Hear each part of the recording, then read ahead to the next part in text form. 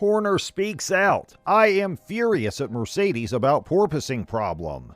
Why does Christian Horner blast FIA's very unfair porpoising ban? Christian Horner has suggested that other teams should not be punished for Mercedes' inability to control the violent bouncing motion of their cars by calling the FIA's move to ban porpoising in Formula One very unfair. Horner made this statement in response to the FIA's decision to ban porpoising in the sport. So welcome to Formula One News. We are back with another interesting video. Today, we're going to talk about why Horner is furious at Mercedes about the porpoising problem. Without any further ado, let's get into the video right away. Since pre-season testing in Bahrain, Mercedes has had a serious problem with porpoising. The huge bouncing that Mercedes cars face on straightaways has made them much slower than Red Bull and Ferrari. Mercedes had a rough time at Baku, with Lewis Hamilton unable to get out of the car because of severe back pain. Teams have suggested that the FIA take action since it is a safety problem for drivers who cause them pain. But where did Christian Horner get so critical in Baku? With George Russell leading Hamilton and Ferrari unable to finish, Mercedes finished third and fourth. However, Mercedes suffered the most porpoising in this race compared to the rest of the season, which may have been caused by the rough street course, but there are also other factors involved. So before we go any further, first we need to understand porpoising. Since the introduction of Formula One's new regulatory chain in 2002, numerous alterations have been made to the car's ground effects and floor to increase downforce. Venturi tunnels are formed when the airflow via these channels is disrupted, owing to the car's construction or for any other reason. This generates the porpoising effect on the vehicle when the airflow is continually disturbed. Because of this, the car's speed will be affected and it will not be able to compete with non-bouncing cars. Because of the lack of side pop that Mercedes adopted for preseason testing in Bahrain, some critics believe they are seeing these bouncing issues. Mercedes brought these side pods to preseason testing in Spain in February, and no other team on the paddock has adopted them. So, is this the root cause of Mercedes' porpoising problems? Even Lewis Hamilton, who has won 7 world championships and has been in the sport for a long time, has not been able to relate this Mercedes car to a specific purpose because of this bouncing effect. Mercedes has had a terrible start to the season, which has resulted in them being the third best team in terms of pace and not winning a race in the first 7 races, which is extremely unusual for the Silver Arrows in the turbo hybrid era. Lewis Hamilton and George Russell are the 2 drivers for Mercedes. Lewis's car is suffering from a porpoising problem, while George's car appears to have a less severe problem. This could be because of how the drivers set up their cars before qualifying. Each driver has to choose his setup, which affects the ride height and suspension in each of the 3 practice sessions over the weekend. Then, after what did Horner speak out?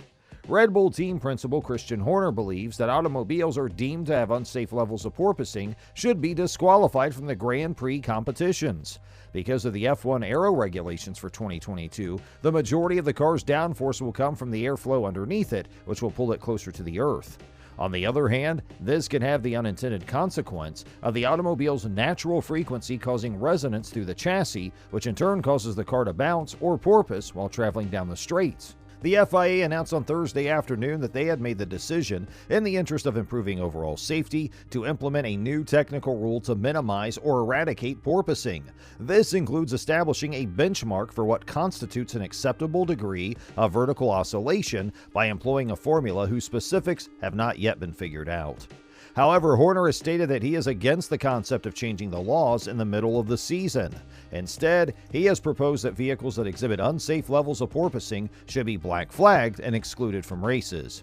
According to what Horner said to Telegraph Sport, it seems extremely unjust under a set of regulations to imply that just because they've done it wrong, everybody else has to modify.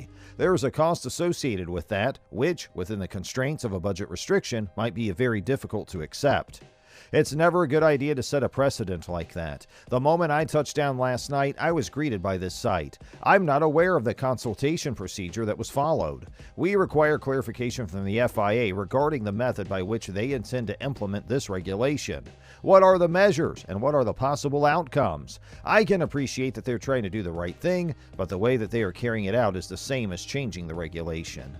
Horner is adamantly opposed to the concept of revising the rules in the middle of the current season, even though many technical experts in Formula One think that the FIA's action might eventually assist Red Bull, who has shown no concerns with porpoising. He exclaimed, "Should we change everything for one team?" There is always a chance of a black flag, he stated. If a team operates a car in what the FIA consider to be a risky manner, there is always the possibility of a black flag. If they knew what they were going to be disqualified for running a dangerous setup, they would raise the height of the car so the driver wouldn't experience porpoising. This would be the case since raising the height of the car would prevent them from being disqualified, but obviously doing so would harm the aerodynamics of the vehicle.